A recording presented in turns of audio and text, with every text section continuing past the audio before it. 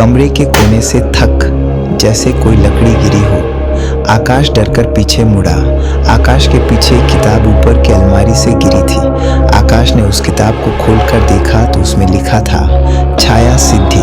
नीचे खून जैसे अक्षरों में लिखा था, जो अपनी परछाई को जगाएगा उसकी आत्मा कभी मुक्त नहीं होगी। आकाश पूरी रात किताब पढ़ता रहा। उसमें भयानक तंत्र मंत्र लिखे थे, श्मशान की राख, काले कुत्ते का खून और 21 रातों की साधना। आकाश पहले डर गया, लेकिन फिर उसे काम क्यों नहीं करता? हर दिन मांगने आ जाता है। अगले ही दिन आकाश पंडित अपनी अधूरी साधना को पूरा करने के लिए निकल पड़ा। उसकी मंजिल थी गंगा का वो सुनसान किनारा, जहां रात के बाद इंसानों से ज़्यादा परछाइयाँ भटकती थीं। धीरे धीरे समय बीतता गया और देखते ही देखते रात के ठीक 12 बज चुके थे। चारों तरफ गहरा सन्नाटा पसरा हुआ था। सिर्फ गंगा के बहते पानी की आवाज़ और ठंडी हवाओं में जलती चिताओं की गंध महसूस हो रही थी। आकाश ने जमीन पर एक बड़ा तांत्रिक चक्र बनाया। बीच में बैठकर उसने मंत्र पढ़ना शुरू किया। ओम कालशाय नमः, ओम कालशाय नमः। अचानक हवा तेज हो गई। पीछे खड़ी एक दानव हिलने लगी, जबकि आकाश बिल्कुल स्थिर था। उसने धीरे से पीछे देखा।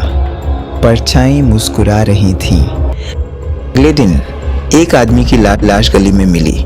उसकी आंखें बाहर निकली थीं। पूरा शरीर सूख चुका था। लोग डर गए। एक बूढ़ा पंडित बोला, लगता है हमारे बनारस गली में कोई काली शक्ति जाग चुकी है। उधर आकाश पहली बार पेट भर खाना खा रहा था। उसके सामने अचानक सोने के सिक्के प्रकट हुए। आकाश डर गया, लेकिन फिर हंसने लगा। हाँ, ये तो मेरा कर्मों का फल है। अब मैं कभी भी भूखा नहीं सोऊंगा।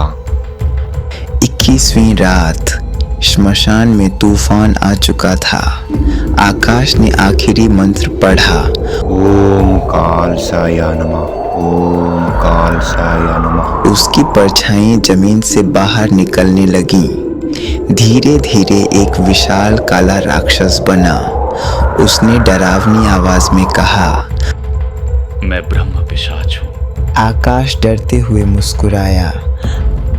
आज से 100 साल तक मैं तुम्हारा गुलाम हूं, लेकिन याद रखना, जिस दिन तुम निराश हुए उस दिन सबसे पहले तुम्हारी मौत होगी।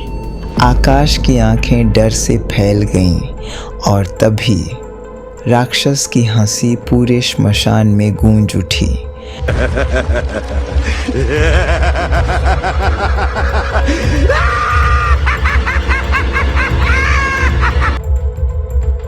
बनारस में सुबह हुई।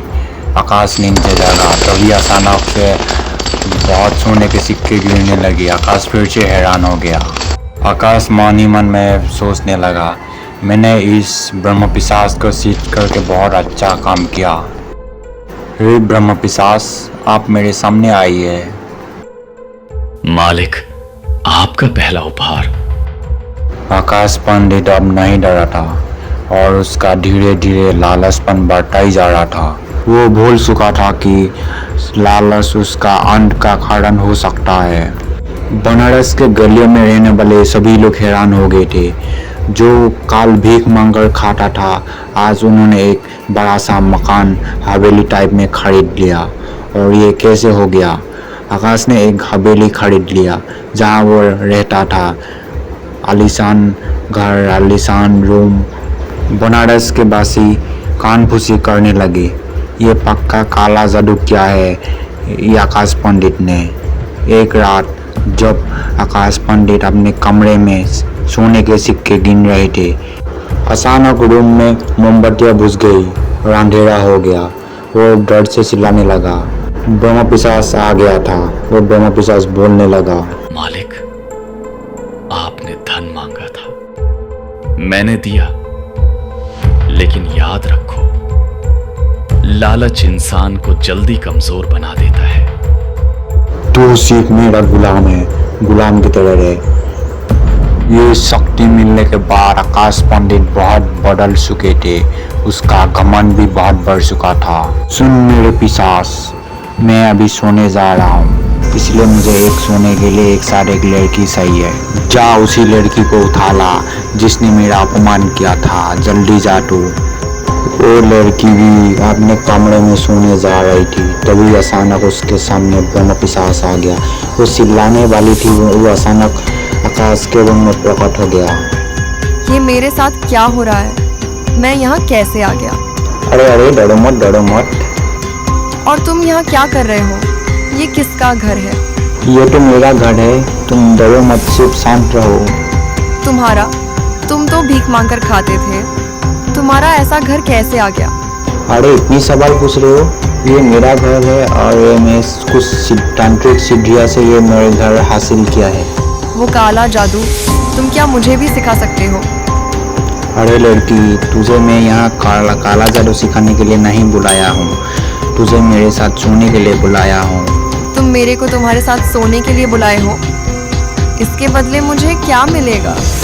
तुम कुछ सोने के सिक्के ले लेना मेरे से। पूरी रात वो दोनों एक साथ बैठकर रात के 12 बजे तक एक साथ बात करते हैं। सुनो, मुझे पता है मैंने पहले तुम्हें बहुत गलत समझा था। जब तुम सड़क पर भीख मांगते थे तब मैंने तुम्हारा मजाक उड़ाया। मुझे लगा था तुम जिंदगी में कभी कुछ नहीं कर पाओगे, लेकिन आज मैं तुम्हारे साथ रहना चाहती हूँ। क्या तुम मुझे अपनी पत्नी बना सकते हो? ऐसे बातें करके वो दोनों पूरी रात निकल लेता है। एक तरफ एक आदमी सड़क पे आ रहा था, तभी उसके सामने अचानक वो ब्रह्म पिशाच आ गया।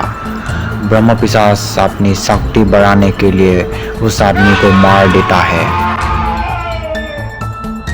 दूसरी तरफ एक तांत्रिक उन लोगों के ऊपर नजर रखे हुए थे। तांत्रिक के बगल में बैठा था एक लड़की शिष्य, जो तांत्रिक के ध्यान से जागने का अपेक्षा कर रहा था। वो तांत्रिक समझ चुका था कि बनारस की गलियों में कोई काली शक्ति जाग चुकी है। तांत्रिक अचानक से आंखें खोलता है, जोर जोर से बोलने लगता है। वो जाग गया, वो काली शक्ति जाग गया, किसी ने जगा दिया। क्या बात है गुरुजी, क्यों इतना परेशान हो रहे हो? अरे शिष्य, क्या बताऊं मैं, किसी ने बनारस के गलियों में काली शक्ति ब्रह्म पिशाच को जगा दिया है। जल्दी से हमें कुछ करना पड़ेगा, नहीं तो ये ब्रह्म पिशाच किसी को भी नहीं छोड़ेगा। राधिका गुरुजी के बातों को धीरे धीरे समझ रही थी। राधिका नया शिष्य था, इसीलिए उसको थोड़ा देरी लग रहा था। अगले दिन बनारस में महाशिवरात्रि का मेला लगा था। हर तरफ भीड़, ढोल, मंत्र। आकाश पहली बार राधिका को देखता है। लाल साड़ी, माथे पर चंदन और आंखों में अजीब आकर्षण। जैसे ही राधिका उसके पास से गुजरती है, आकाश की परछाई अचानक कांपने लगती है। उसके कान में ब्रह्म पिशाच की आवाज गूंजती है, उस लड़की से दूर रहो। लेकिन आकाश राधिका की सुंदरता पर खो चुका था। दूर खड़ा एक पंडित आकाश के गतिविधियों पर ध्यान रख रहा था। वो गुस्से भरी नजरों से आकाश को देख रहा था। आकाश रात को कमरे में राधिका की बारी में ही सोच रहा था, तभी अचानक वो ब्रह्म पिशाच आ गया। पिशाच बोलने लगा, वो कोई आम लड़की नहीं है, वो भी काला जादू जानता है, इसलिए तू उसके पास मत जा। वो उसके पास जाएगा तो टेढ़ा अंधविश्वास है। मैंने अपनी आंखों से देखा, जब वो लड़की तेरे पास से गुजरी तो टेढ़ा सा धीरे धीरे हिलने लगा। अब मैं मौत से भी ताकतवर हूँ, तू चुप रहे अभी। तभी ब्रह्म पिशाच जोर जोर से हंसने लगा।